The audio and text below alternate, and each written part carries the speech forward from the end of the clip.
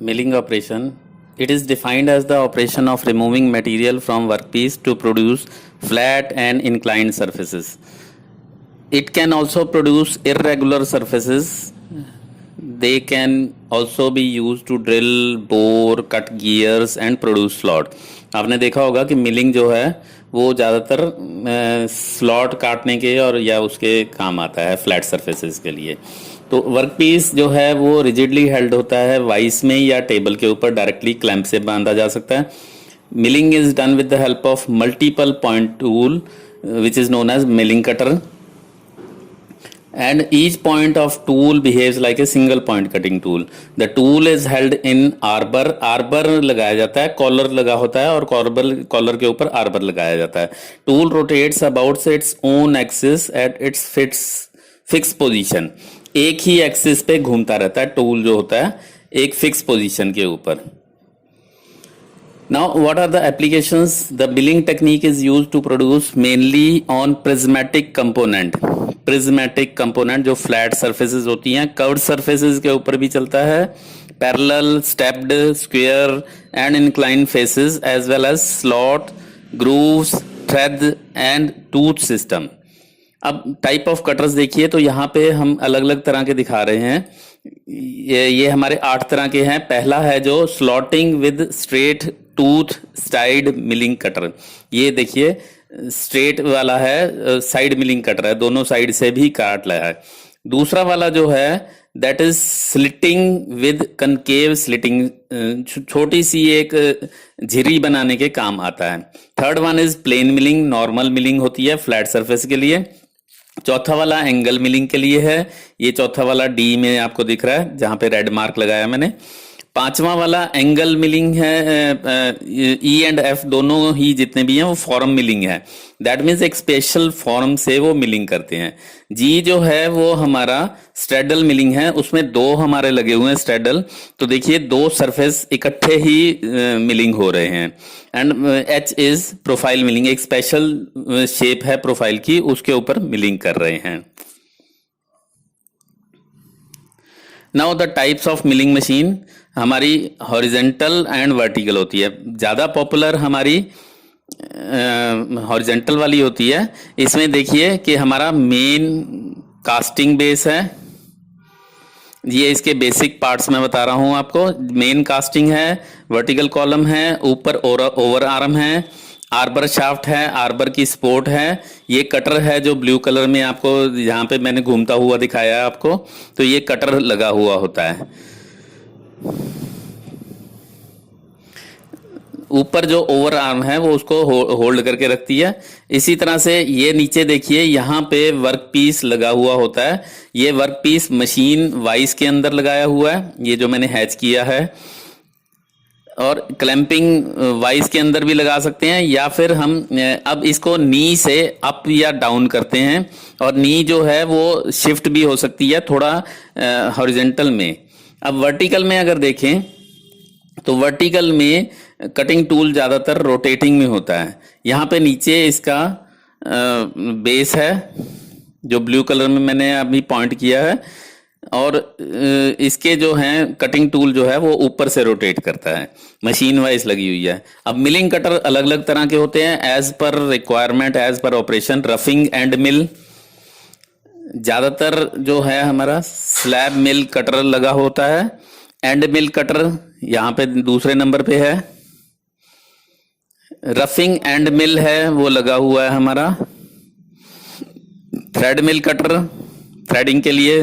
Would rough cutter would rough की काटने के लिए, की स्लॉट काटने के लिए काम आता है।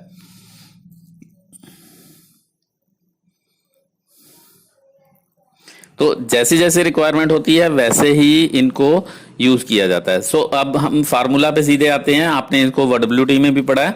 तो कैलकुलेशन के जो हैं, let F is equal to feed per revolution in centimetre.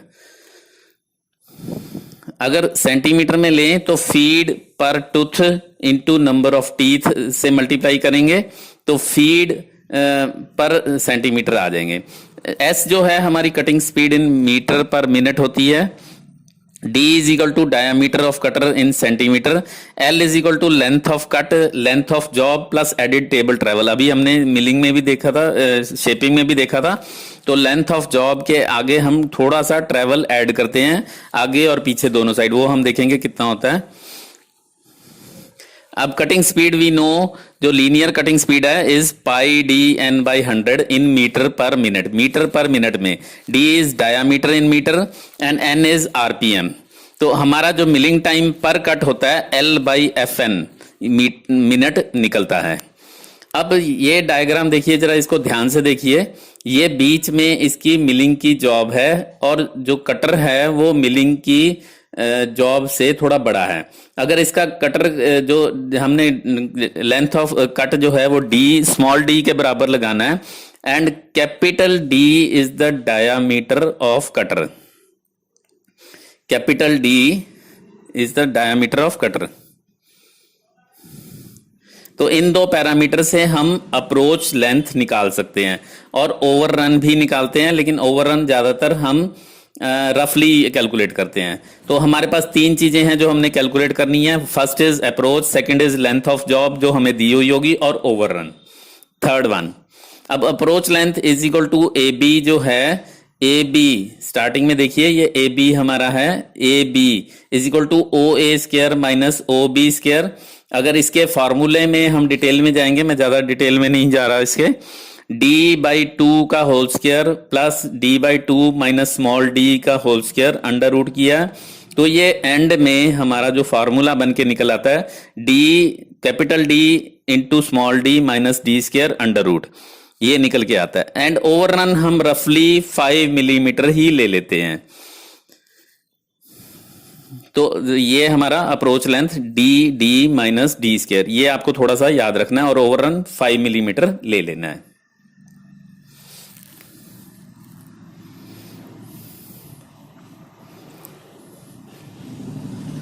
तो लेंथ ऑफ कट इन तीनों को मिला के बनेगा।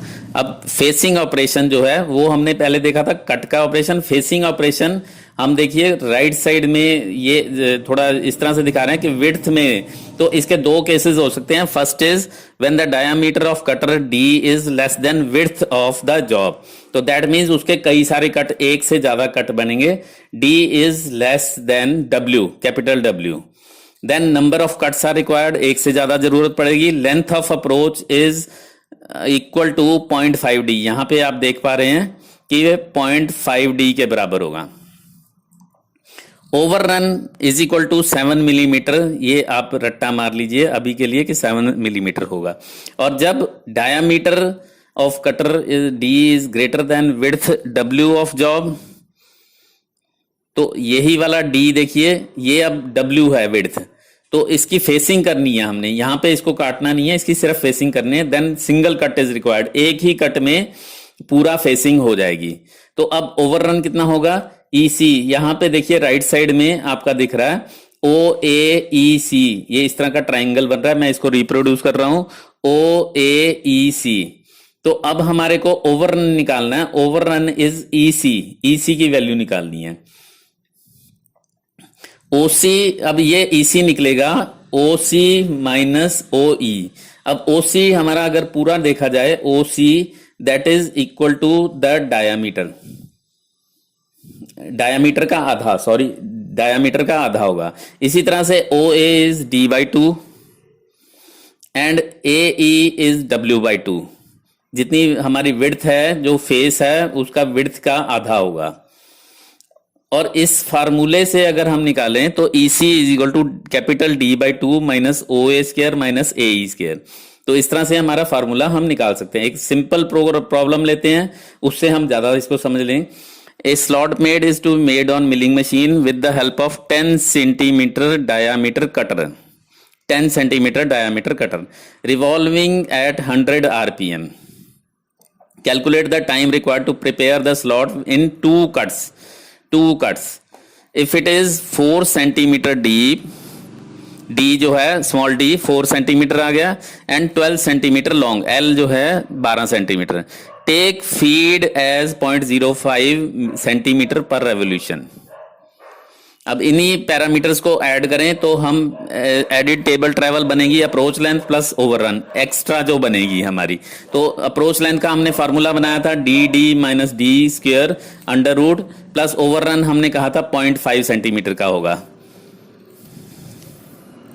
तो ये अप्रोच लेंथ हमारी D D, capital D is 10 centimetre और स्मॉल डी इज 2। तो ये 0.5 हमारे फिक्स था ओवररन जो हमने लिया था। -2 का स्क्वायर, तो 10 इंटू 2 इज 20, 20 माइनस 2 स्क्वायर 4, तो 20 माइनस 2 4 बन जाता है 16, 16 का अंडर रूट 4 सेंटीमीटर बन जाता है और 5.5 सेंटीमीटर अलग से हम इसमें जोड़ेंगे। तो now length of cut is length of job, length of job 12 बना प्लस 4.5 जो हमारा टोटल एडिड ट्रेवल था वो 5 बन गया हमारा। तो टोटल मिलिंग टाइम अगर निकालें तो L by F N into number of cuts. अब क्योंकि 2 ही कट बनेंगे 16.5 divided by 0.05 into 100 into 2, number of cuts 2 होंगे क्योंकि लगभग वो आधे के बराबर है तो एक कट के से थोड़ा सा ज्यादा होगा।